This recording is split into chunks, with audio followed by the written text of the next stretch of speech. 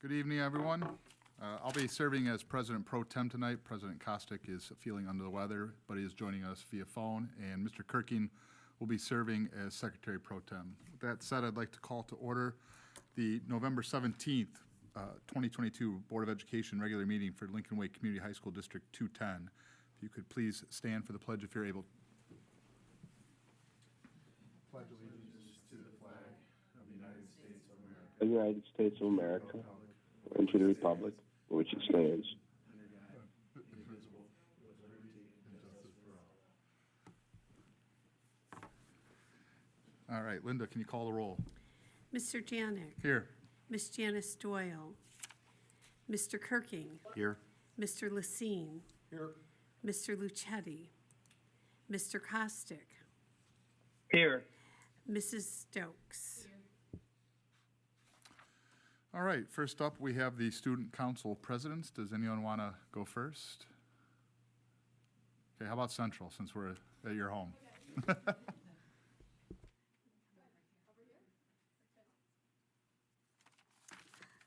Hi, my name is Alexa Hadley, and I'm a senior at Lincoln Way Central.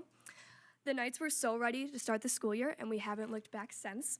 We kicked off our year at our first day of school assembly, where we honored our soccer and lacrosse teams for their state finishes last year, and Dr. McNamara hyped us up for the first time. Dr. Mack has been an incredible leader so far, forming committees to hear more of the student perspective and the student voice, always showing her passion and Knight pride, and overall just being a supportive and present face in the hallways. We're so lucky to have her, and I'm so excited for what's to come. Our Knight in Chicago Homecoming Week was such an amazing week, with lots of participation in Homecoming Olympics, lots of super cool costumes, and even a Mr. Knobloch dressed as Pitbull. Our Chicago-themed Spirit Week, Mike Dick Monday, huge success. And a thrilling 41-0 victory over Stag in our beloved Friday Night Lights. And of course, a super fun, super sweaty dance on Saturday night. It was so nice for everyone to experience a full-blown, real Lincoln Way Central homecoming, some for the first time since freshman year, and some for the first time at all.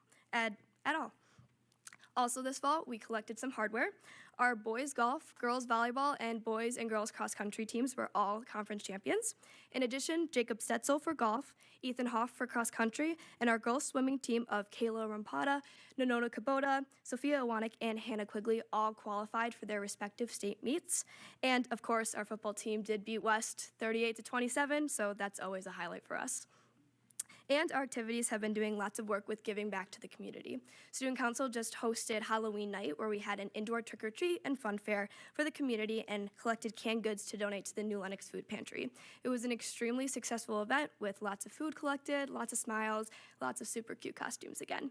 Interact Club just recently finished October, and we are now working on their Pennies for Patients campaign to raise money for leukemia and lymphoma research. Between ROTC's trail cleanup and Key Club's Braid and Warner pet adoption event, LWC activities have had a super busy, super impactful couple of months. And coming up, as we begin to prepare for finals week and bring our semester to a close, Student Council has teamed up with PPS to host De-Stress Before the Test Week. So the week of December 12th, we are teaming up to during the week leading up to final exams, we will deck the hall for the holidays, giving students the opportunity to participate in events like yoga, mindfulness sessions, gratitude practice, therapy dogs, and dance parties, so much more. And while first semester finals can be overwhelming, this week gives us the opportunity to lean on each other for fun and support as we balance our mental health and final exam prep. Overall, we've had a very successful back to school and fall, and we're looking forward to continuing our success and spirit into the holiday season. Thank you. Thank you. All right, who would like to go next? Hi, I'm Kaylee Doran. I am the Student Council President from Lincoln Way West. So just to touch base, first of all, we had a very good start to our 2022-2023 year. We started off with a first day of school pep assembly, went very well. Everyone was super excited to be back, full blown, seeing familiar faces and yet welcoming new freshmen and everything. We did have a welcome crew. We did a dance and welcomed the freshmen, and everything went very well. We then followed that by a senior activity opening the year with a senior sunrise. And then Student Council got busy right away with homecoming, which was lights, camera homecoming. It was probably one of the most successful homecomings in my 4 years here at West. Our spirit and activities throughout the week were at max capacity. Our football games were, no matter what the score was, were always very fun to attend, and everybody was super attentive and ready to be there and support their classmates. We had over 1,800 students attend our homecoming, which is one of the biggest turnouts we've ever had here at West. It was very good to see everyone there and kind of get back to the norm. Our pep rally was also very interactive between teachers and students. We even had one of our previous staff members, a lunch lady that is beloved by every single person at West, come back and have her own dance performance, which was very nice to see. Currently, Student Council is working on Thanksgiving baskets to help families in need across the community, which we have been doing for many years now. We've collected over 200 food items as of right now, and it is going through tomorrow. We are contributing 5 full Thanksgiving meals to give back. We are then furthering more to adopt a family for Christmas in the next few weeks and provide them with all their needs to have a good holiday season. Alongside that, we are also hosting the Polar Express for the first time in the last couple of years. The community is already raving about how excited they are, and I am also very excited to be seeing all the little kids' smiles and coming back. I haven't seen that since my freshman year. Very excited. Warrior Way, which is our senior leadership group, has collected over 300 toys for our recent toy drive. It was very successful. We've also been working on kindness with Kindness Week, and we set up tables to help promote our Kindness Day, and people were able to vote for their either classmates or their favorite teacher that showed above and beyond kindness all throughout the day and throughout their time at school. Another thing that our senior class officers have came up with this year is called our Superfan, which is basically any student that goes above and beyond to show their spirit for West. So not just attending sports games for your friends or even things you like to see like football, but things supporting the theater company or even seeing choir or other activities around West.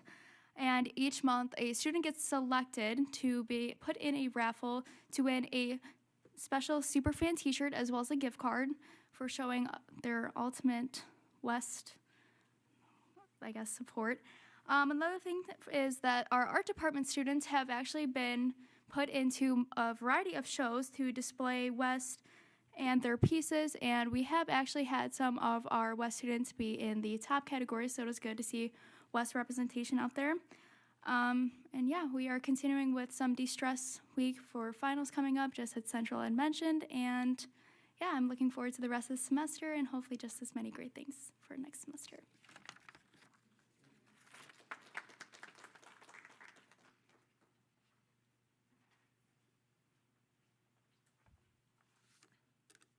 Greetings, everyone. My name is Dahlia Mood, and I'm a senior at Lincoln Way East High School. At the beginning of the semester, Lincoln Way East students participated in successful homecoming week.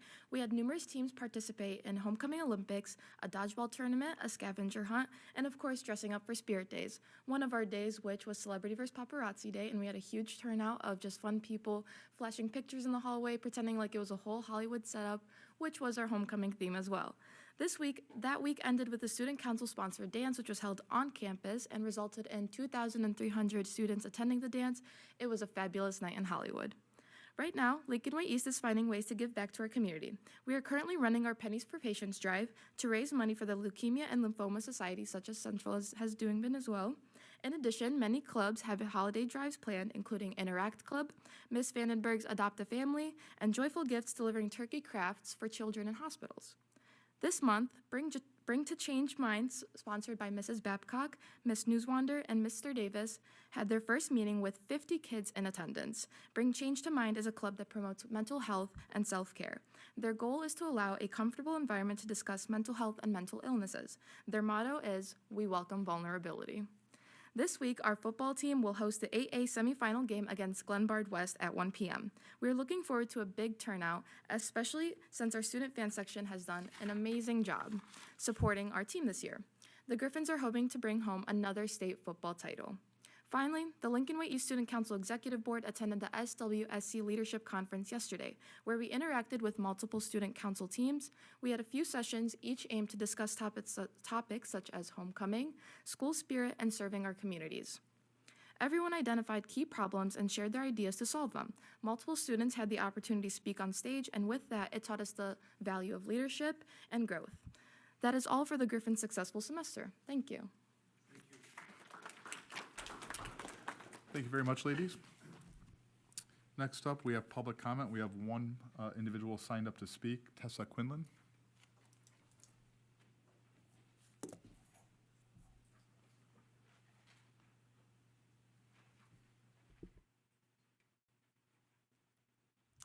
Hello, good evening.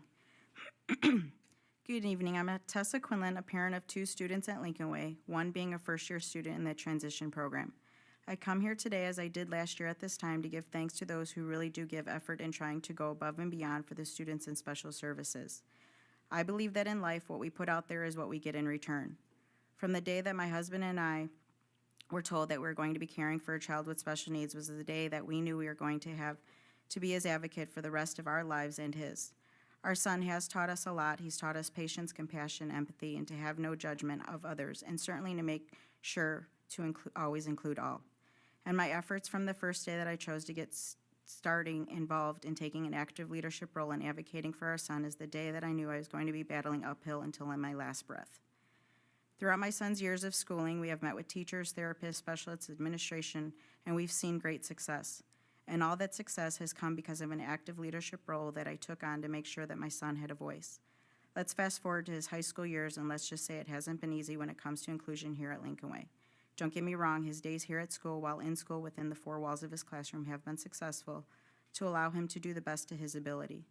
But in trying to inform our high school, offer suggestions to offer up assistance on how to better include those that do not have an opportunity or have a voice to advocate for themselves has been quite the journey. This journey is not just mine, it's the journey of many of your special service families. The concern is not that Lincoln Way is not listening, the concern is that it's not sure if understanding the simple things do matter. Today, if you're unaware, today was the first day, the inaugural day for Lincoln Way to have a Special Olympics bowling team competition. I attended the bowling competition and all went well. All students were excited, the staff were excited as well. Many families were there, bowling alley packed.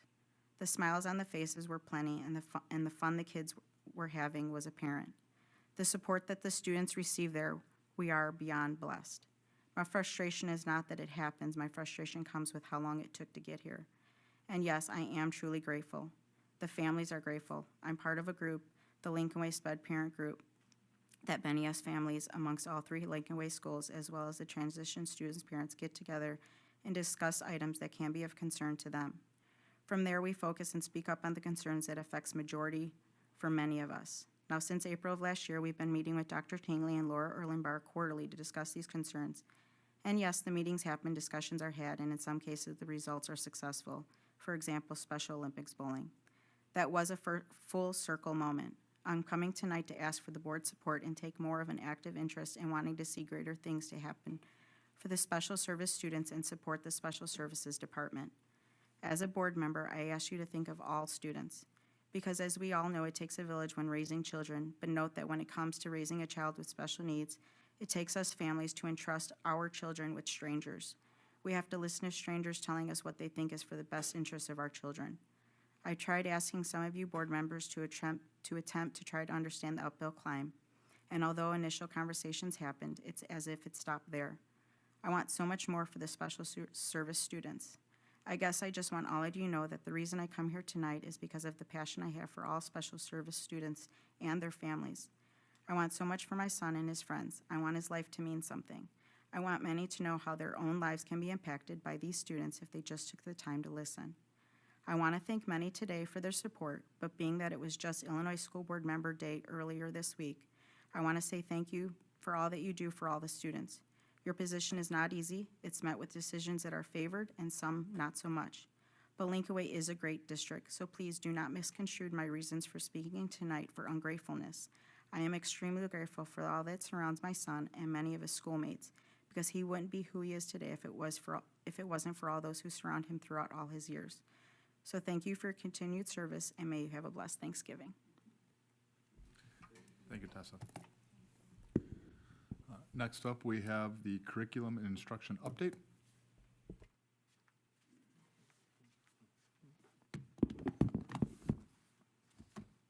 Good evening.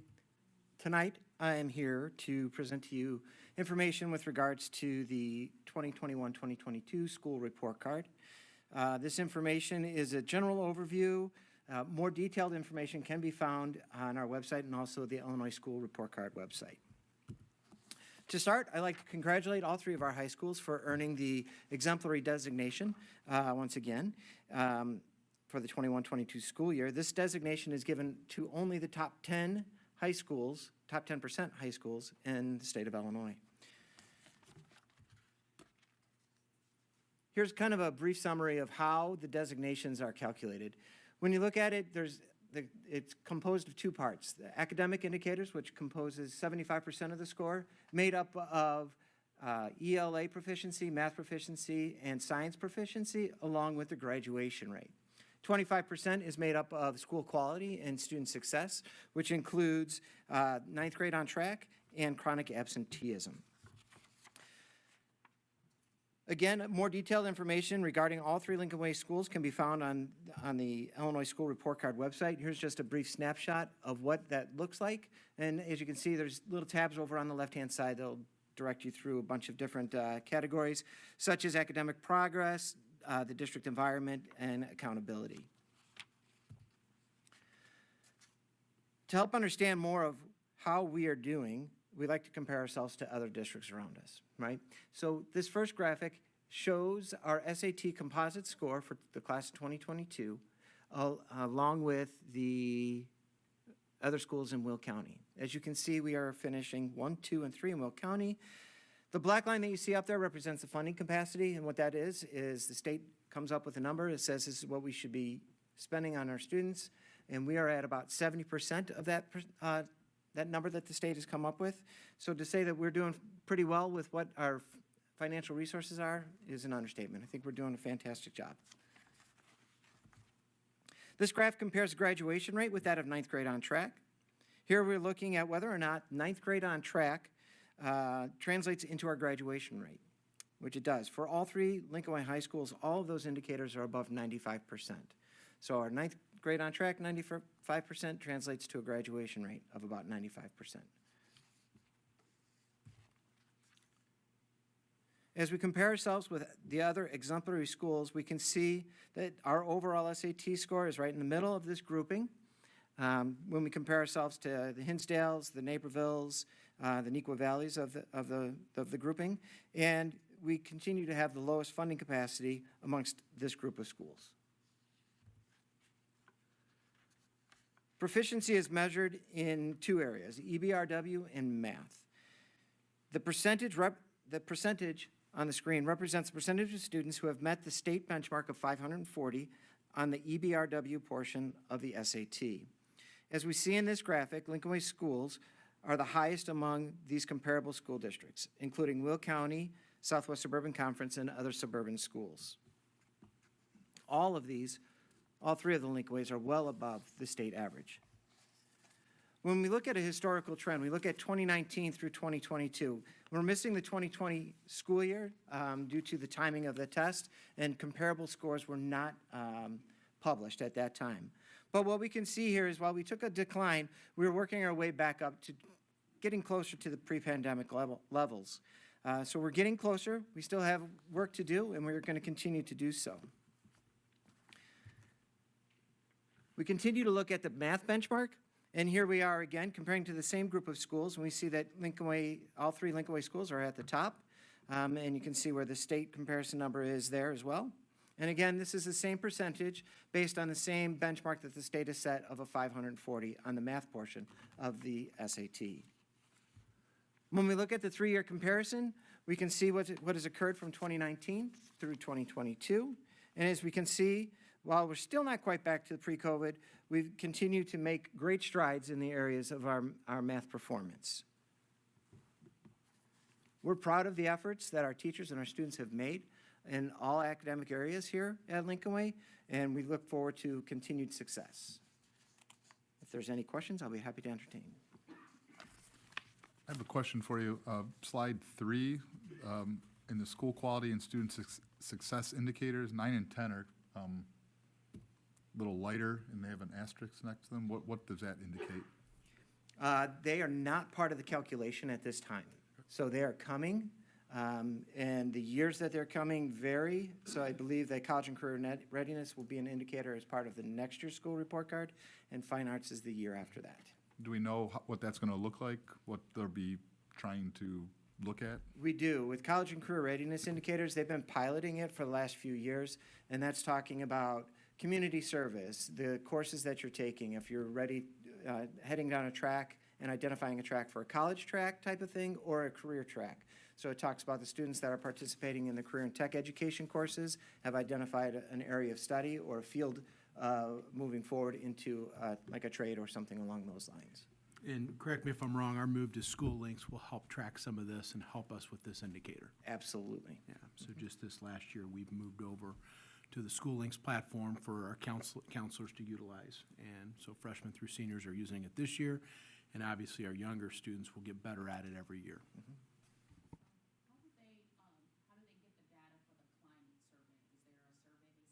That's the 5 Essential Survey that the students participate in, and that opens up in, I believe it's in, is it February, I believe? And that window is coming up real soon here. So that is done. We do that during the school day, try and get as many students as we can to participate in that as well. That is based on a participation rate, the scores that we get, and our target is always 95% participation from our students.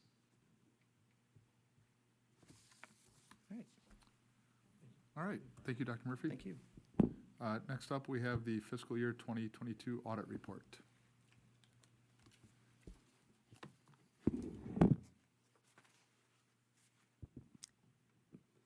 Good evening. Tonight we have Katie Napier and Marlene Medina from Wormer Rogers, Doran and Ruzon, our audit firm that we use here at Lincoln Way, to present the results of our fiscal year 2022 financial statement audit.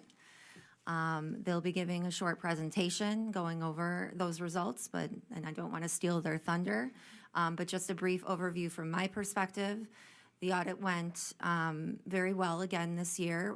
It was very uneventful, which is always a good thing for an audit. You're going to find that we'll have a clean opinion again this year and minimal management comments. They did audit, they do a single audit on some of our federal programs, the larger ones, like our ESSER money and our IDA funds. There were also no deficiencies and no findings in our single audit. So overall, I was very happy with how it went.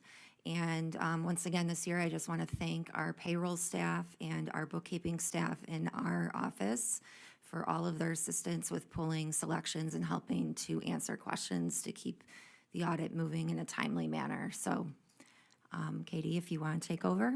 Sure. Thanks. Thank you, Kelly. Thank you for having us tonight. As Kelly said, my name is Katie Napier. I was the partner in charge of the district's audit this year. Joining me is Marlene Medina. She has been part of the audit team for the last 3 years, so she might be a new face tonight, but she's very familiar with the district and its audit. I will give a very high overview of the reports that you have in front of you. We have a PowerPoint. There's much more detail in the electronic reports and the printed out copies that you have. So if there's anything I do not cover, please feel free to ask anytime in between the presentation or at the end. Go ahead. As Kelly said, what we're engaged to do as auditors is to give an opinion on the district's financial information. And how do we do that?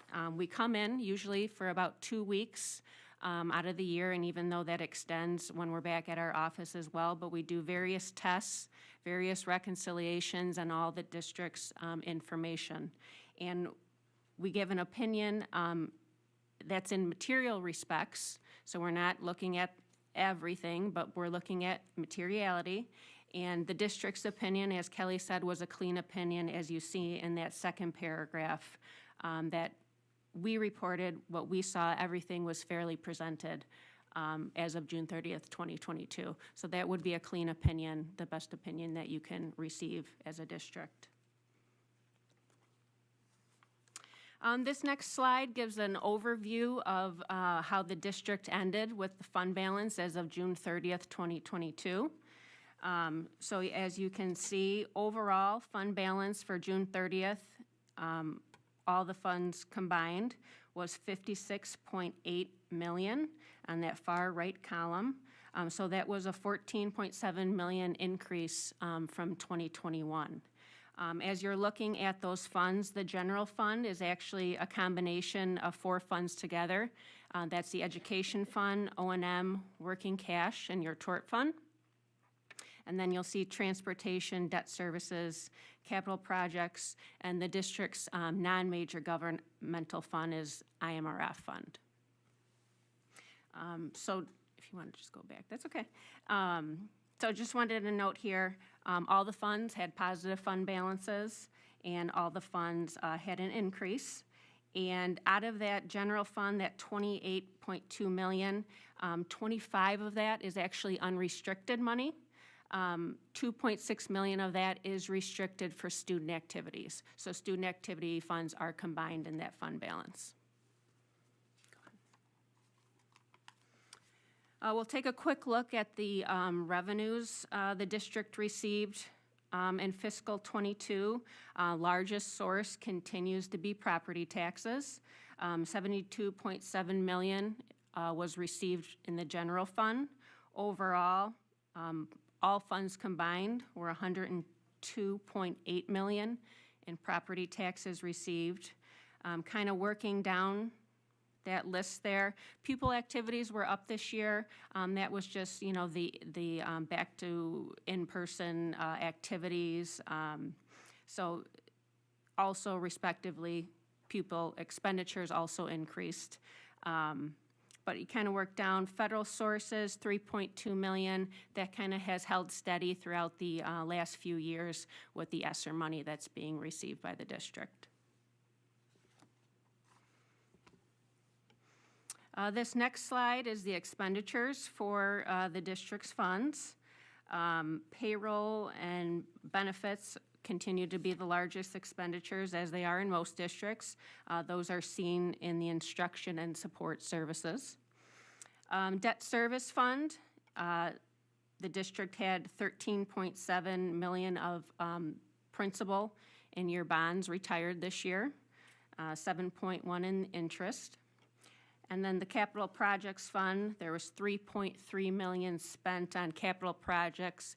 A few of those were the turf replacement and the remodel projects.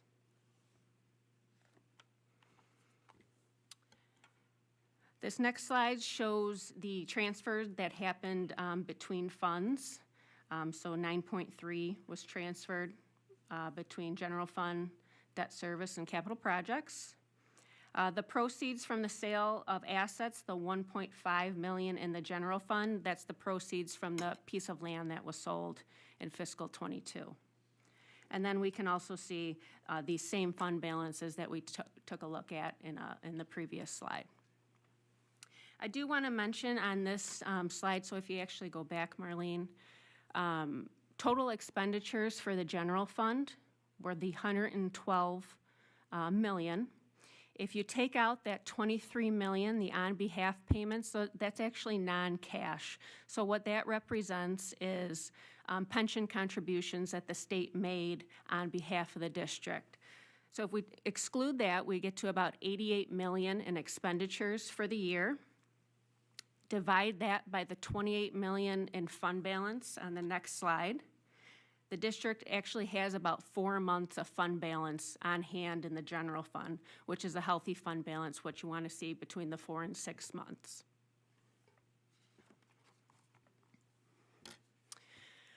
This next slide, I just wanted to mention, so if you looked at last year's audit and you look at this year's audit, there's going to be a difference in how leases were reported. So the district implemented GASB 87, which was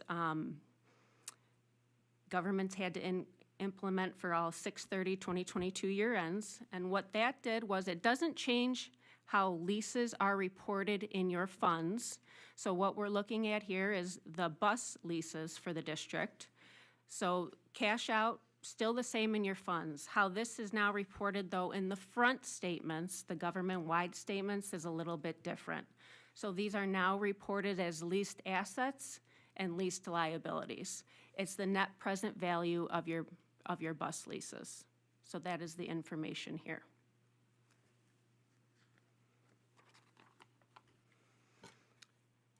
This next slide is just a quick look at the debt that the district retired in the year.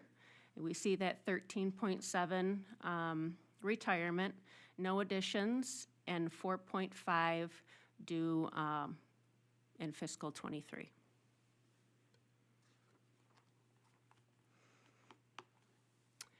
I'll now jump to the single audit. As Kelly said, the district receives federal funds, and because the district expended in excess of $750,000 in federal money, you are subject to the single audit. That is just looking at federal funds. We do not test every federal program. The ones that we did test are listed on this slide. So we tested the Emergency Connectivity Fund Program, your Special Ed Cluster, which is the IDEA money, and the Education Stabilization Fund, which is the ESSER.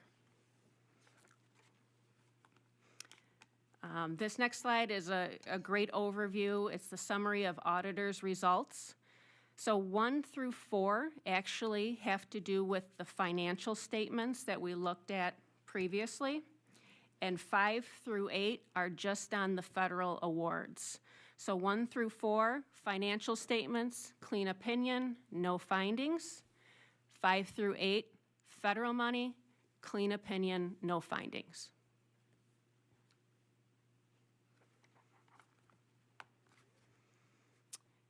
I believe there are also a few other deliverables that are in your packets as well.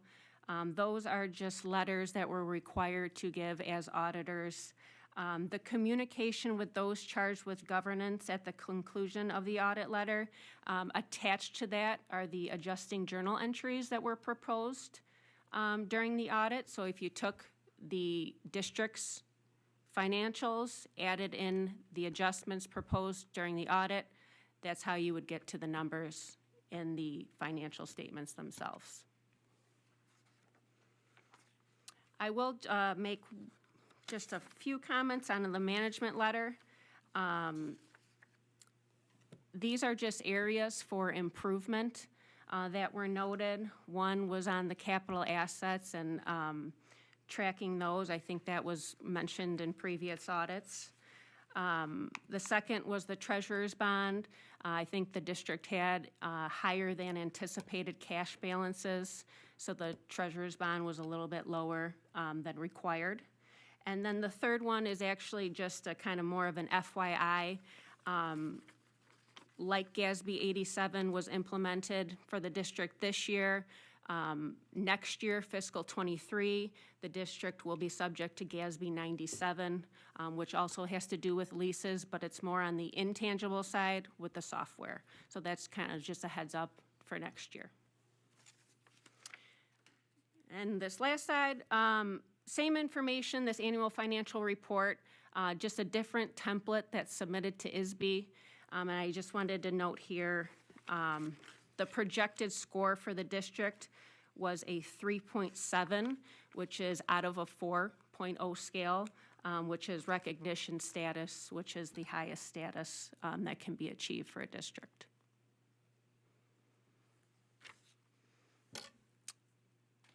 That is all I had. Any questions on any of that information? On page 17, no, I'm kidding. Oh my God. Yeah. No, I guess maybe this question more for Mike or Kelly, the capital assets, I know we've seen that in the past few audits. Are we looking at doing that, or what's the status of that? I wish we'd recorded Brad Kaufman's response, but I'll let Mike answer in a similar vein. Yeah, I mean, that is not something I recommend at this time. We track it internally, and I think the cost of doing that is not worth it at this time. Any other questions? Okay, well, thank you very much for coming. Thank you. Appreciate it. Before we go, I just want to say thank you to Michael and Kelly and the whole staff. They really do a great job preparing for the audit and giving us all the information that we need. So thank you.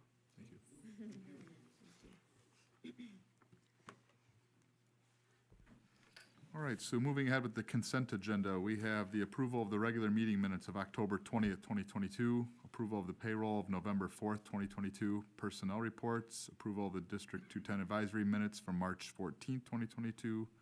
Would anyone like to have any of these pulled individually? No. If not, I'd entertain a motion to approve the consent agenda as presented. Hearing a motion is second. Linda, can you call the vote? Or open the vote? The vote is open.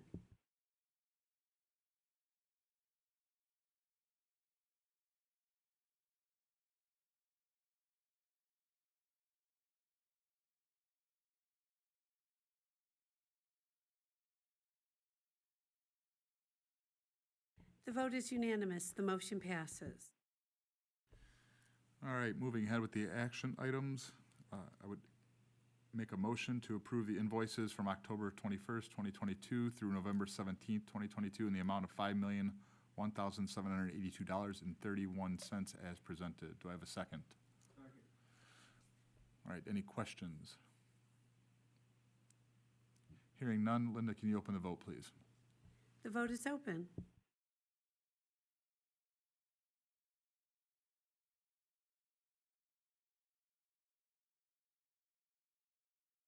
The vote is unanimous. The motion passes. Next up, we have the treasurer's report for October 2022. For the month ending October 31, revenues and expenses were $4.4 million and $10.9 respectively. As mentioned, part of that expense was $2.6 million as part of the refunding due on October 5th. Total cash balance at the close of October was $66.4 million. Year-to-date through the month, 40.7% and 32% of budgeted operating revenues and expenses have been realized. In comparison, that was 37.5 and 31.5 last year. Expenses are on course and revenues, just as I said last month, are trending a little bit better, and that's just because of Will County going back to the 2 payments instead of 4. Investment report, our blended rate of return is 2.97%. Rates have continued to rise, mirroring the recent Fed increases, and so we keep laddering investments. From a cash flow standpoint, the district saw a $2.7 million positive cash variance in September due to some early tax receipts, and then that was offset in October with a negative cash variance, as we thought would occur. That amount comes primarily from $700,000 lower in the tax receipts again early, and then that negative variance due to the debt payment due at closing. Overall cash balance is $11.4 million higher than at this point last fiscal year. And then looking ahead for November, we're expecting just about $1 million in tax receipts. So we're really dwindling down to the end there before we kick off for next year's taxes in the spring. All right, I'd entertain a motion to approve the treasurer's report. Do I have a second? All right, any questions for Mike? All right, hearing none, Linda, can you open the vote? The vote is open.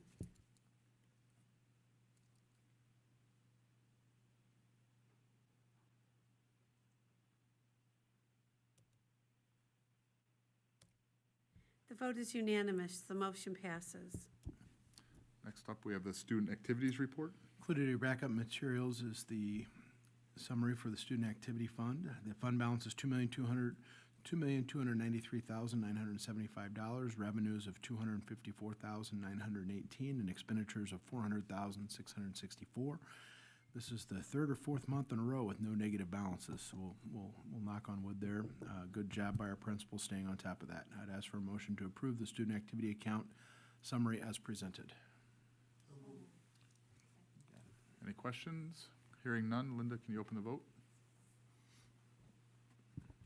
The vote is open.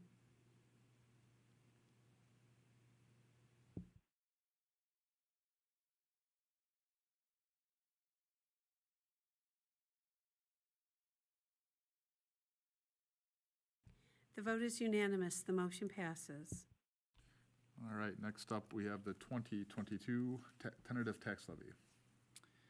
As you heard Katie say earlier, property taxes make up most of our revenues, as you know. So we've talked about them during budget season at both the August and September board meetings, as well as the October financial forecast, among other assumptions, as you can see on this slide here. Tonight's tentative tax levy is right in line with those budgets, with that forecast and those discussions. Before we get into this year's information, I would like on this table here on this slide to show you some historical tax data. You've seen this table before. I've updated it with last year's information. Every year, tax revenues go up with inflation and new property. So if you look at the two columns on the far right, that shows the breakdown between the increase for existing property owners versus the revenues collected from new properties coming onto the tax rolls. If you look in the green column all the way down at the bottom, you can see last year's increase was 3.1%, just for example's sake. Inflation used that year was 1.4%, and so that's how much are accounted for from existing properties overall. The other 1.7% was made up from new construction. As you know, 2021 inflation rate was 7%. And we have certainly felt that internally. Many of our costs in a lot of different areas are up 7%, if not more. However, any tax increase on existing property owners is capped at 5% because we are in Will County.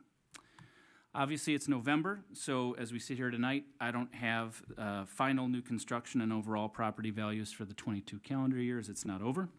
The different entities at the county level, the clerk's office, the assessor's office, they will get together, finalize everything, and send that information over to us probably in March, late March, early April. So in the meantime, we've got to base this on the preliminary data they give to us in September. The table you see here on this slide, it shows how the new construction amounts change from the preliminary reports in September to those finals given to us in the spring. So if you look all the way down at the bottom for 2022, you can see already an estimate of at least 75 million, and that's, as you go back historically, we continue, obviously, as you see driving around, to grow. This is the part of the levy where I believe overestimating is the most responsible thing to do. If I do not estimate high enough, say I use 76 million, and it ends up coming in at 80 million as the final new construction, then I can't capture the appropriate tax receipts from those new properties. I do the same historical analysis on this next slide for property values. These changes are far more consistent, but I do this so I can get a good picture and an accurate prediction of property values, as that helps me calculate a more accurate estimated tax rate. This work leads us to the calculations that you see here. By factoring in the 5% that I mentioned earlier, as well as the property values and new construction estimates, I recommend that we levy, in terms of our capped levy, just over 79.6 million this year. And so that's the number. If you go to the far right column, where you see it says final levy amount, and you go down to where it says capped levy, that's the 79.6 million. As a reminder, the debt service portion that's spread across the bottom of this table, that has been updated to reflect this board's work to restructure bonds and flatten out that debt schedule moving forward. As a reminder, combined with the 2.8 million that you chose to abate last year, that's savings overall for our taxpayers is $24.5 million. And I would like to make one additional note. When we approved that 1.76%, as Mr. Kirking mentioned last month, with those bonds last January, which is, of course, unthinkable in today's market, we never anticipated that we would earn much interest. That money at closing on October 5th last month, it sits in escrow until redemption on this upcoming January 1st. It just sits in escrow. We never thought we would earn interest from it. But with rates being so much higher, we're now earning just over $700,000 in interest. And that money has been now returned to taxpayers across this year's levy and next year's levy. And it's split and is returned in the form of additional debt service abatement. So that's great news as well. As part of the truth in taxation requirements, with board support of this tentative levy tonight, we would need to hold a public hearing in December prior to the adoption of the final tax levy. And that is the case for any taxing body in a capped district whose levy exceeds 5%. So you can imagine how many taxing bodies that is in Illinois this year over last year's extension. Finally, just as a reminder, for sake of comparison, you can see here in terms of Will County High Schools, Lincoln Way's operating tax rate remains the lowest in the area. I think we do a great job managing how we spend our money here. And in a similar comparison, the Illinois State Board of Education publishes per pupil spending rates for all school districts in the state, and our district continues doing a great job with your guidance in spending responsibly. So, next steps. With board approval of the tentative tax levy tonight, I would then publish a notice in the paper, and we would hold that hearing at the beginning of the December board meeting, kind of similar to the budget hearings. And just like that budget, then later in the meeting, in the action portion, the board would have an opportunity to vote and formally adopt the tax levy. That's all I have for tonight. Happy to answer any questions or take comments if you have them. Any questions for Mike?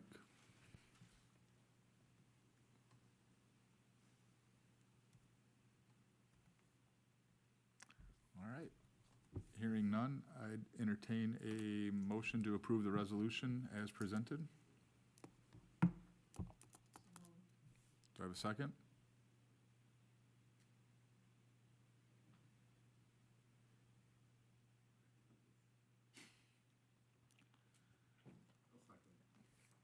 All right. Any further discussion?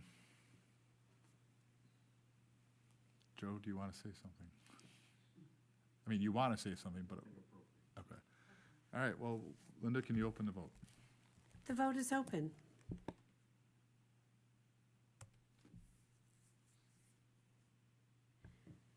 The vote is unanimous. The motion passes. All right, next up, we have the music equipment bid. This is annual anytime we buy new equipment exceeding $25,000, so our music department has done a great job bidding new instruments. We did have 4 vendors. This is a mixed award, so we're awarding it to different vendors based on their price.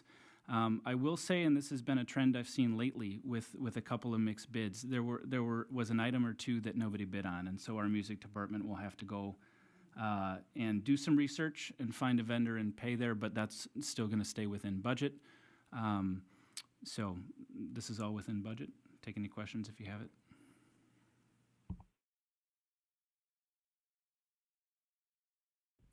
Any questions?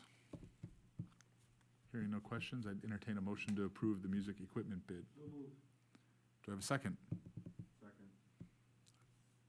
All right, Linda, can you please open the vote? The vote is open.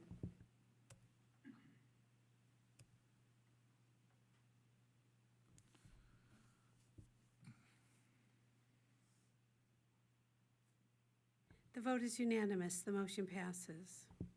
All right, moving ahead for the informational items, we have the report of the Lincoln Way Special Education District 843 Governing Board meeting held October 25th, 2022. Nothing much to add other than they have a series of fundraisers that are going on that are pretty successful. So for the holidays, there's a local vendor who makes pies, and she is donating them at like half price. And so they have some really good fundraisers that are raising some money over there. So other than that. All right. I like pies too. FOIA requests. There's one FOIA in your backup materials. I'd be happy to answer any questions if you have them. Building and grounds report. Once again, available in your backup materials. Asset of the month. Asset of the month for December, self-awareness. Young people feel loved and supported by their family. Give more hugs and verbal reinforcement. Do not assume that your kids know how much you love them. Tell them. And then at school, regularly call or email parents to give positive messages about their child's attitude and progress. And in the community, offer workshops for parents on positive parenting skills or sponsor celebrations with children and family. District 210 advisory. Nothing to report. Enrollment report. So every year in November, we try and just show where we're at. And these numbers come directly from the SIS, the State Information System. So this is just a graphic, some historical numbers and where our feeders are to date. This doesn't take into account any growth, any move-ins, any variances. It's just actual numbers. But it kind of gives the picture on the top of, we've been pretty consistent here over the last 6 years, 7 years in terms of our enrollment by building. We see west going up just a little bit, central coming down just a little bit, east some slight dips, but it will stay fairly consistent for the foreseeable future.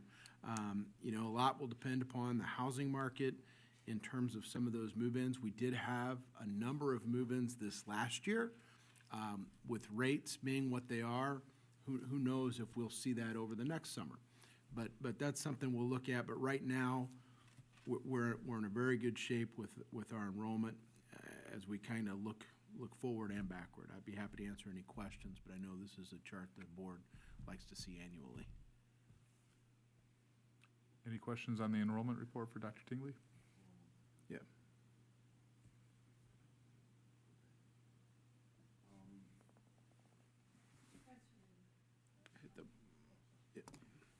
So is there a way to project this out based on the current feeder districts' numbers in the lower grades to show what this might look like on a 5-year projection? We could do a 5. There are some different models. We could do that and bring that back in December using different modeling. We can do persons in the seats. What's the other method called, Mike? We could do the cohort survival rate as well. Cohort survival. Yeah. It's a business manager thing. It's a, survival. Yeah, it's not as. Yes, we can do that to show that over the next 5, what it would look like. We can do that. So since this will probably be the last time I get to say this out loud, I'm going to say it. The way that the schools are funded is not sustainable. It's at a breaking point now with, you mentioned interest rates, inflation, tax rates. We're fortunate that we don't live in Cook County because it's truly at a breaking point in Cook County, but it's coming here and it's coming here quick. My least favorite board member of all time is Max Levy. And I challenge you guys, Michael, I'm looking at you because you got a whole career in front of you, to find a way to take, when you're looking at what the district's needs are going to be over the next 5 years, and you're fortunate because you find yourself in a district with the EAV growing, and it's grown tremendously over the last decade, and probably forecasted to stay on a pace that same manner. But our population within the district has not grown at the same pace as the EAV, but yet we still feel the need to dip a full ladle into the tax levy every year. And it's not your fault. That's if just in case there's a rogue state rep or state senator or somebody listening to this, the math doesn't work. And so it's going to break. But we have to have the foresight, especially as an educational body, and especially with some of the talent that's been on this board for the last 6-7 years, to challenge the way that it's done. And that's why, Scott, I asked you for the last 5 years, and it was just kind of fortuitous that it was being done at the same time as the levy. When you lay those dimensionally over each other, it doesn't work.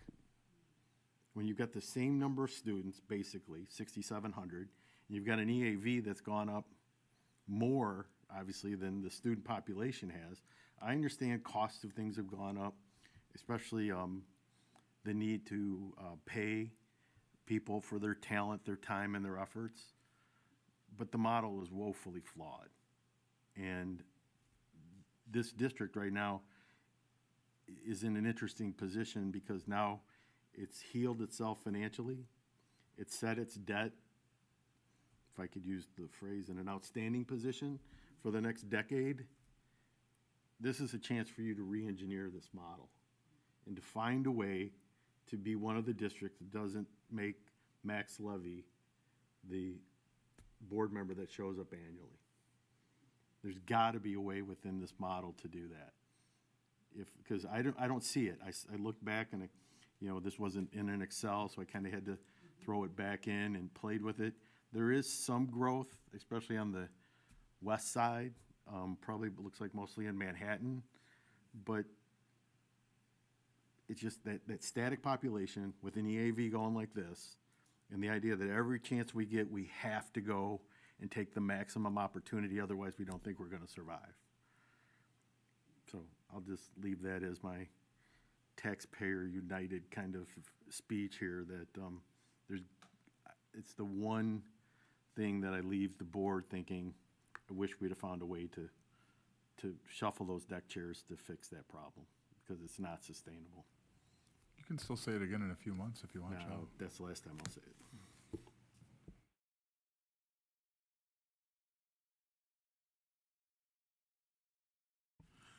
Quarterly insurance is in your backup materials. We've had ongoing conversations with some insurance. In fact, we've just done our open enrollment this month for the next year. I'm sure Mike or Kelly, Steve could answer any questions that you might have, Linda as well. But the report is in your backup material. Any questions on the insurance report? All right, first reading for policies. Just once again, in your backup materials, be happy to answer any questions between now and next meeting. No hot button topics on any of the changes, mostly just revisions, but once again, be happy to answer any questions between now and December on those. First reading for the 23-24 school calendar. Yes, we've sent out a draft calendar to the feeder districts. We've shared with one another. I'll be talking with our unions about this calendar. This is a little bit more friendly calendar because of where the holiday seasons fall. But once again, just a draft calendar. We will probably bring that back December or January for approval, depending upon the agreements with our other local institutions. 2 weeks off for the winter break, which is nice. It gets the 3 weekends, which the staff appreciates. Spring break then would fall the last week of March. It would fall around Easter for those that celebrate that. Our student testing is anticipated to be the 10th and 11th, so we will be back in school for 2 weeks, which we like that. We don't like to come back for a day and then take the SAT. So be happy to entertain any questions now or at the next meeting before we would approve such calendar. We're going to see how we do this winter with everybody coming back after break. You said you share this with the feeder districts? Correct. And do they typically follow our calendar? Well, They kind of feeders are going to have different construction issues over the next couple of years. So I know Frankfurt 157C next year will be starting quite a bit later as they're planning construction in one or more of their buildings. And then Manhattan over the next couple of years will also have some changes, primarily starting late to try and finish different projects. But other than Frankfurt, we will all be on a similar schedule next year. Anything on the legislative report? Nothing to report.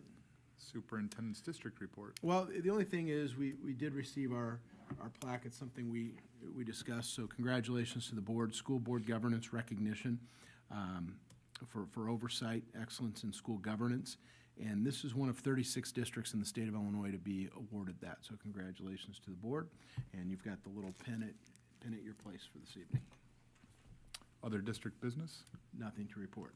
I'd like to give a quick shout out to the 8U Illinois Junior Celtics playing for the regional championship this weekend in Chesterton, Indiana. Yeah. I'd be remiss if I did not say that. Yeah, good luck. Good luck. The COVID mitigation plan? Nothing to change. Any correspondence? Nothing at this time. No closed session tonight? No. With that, I entertain a motion to adjourn. Do I have a second? All in favor signify by saying aye. Aye. Aye. All right, we are adjourned.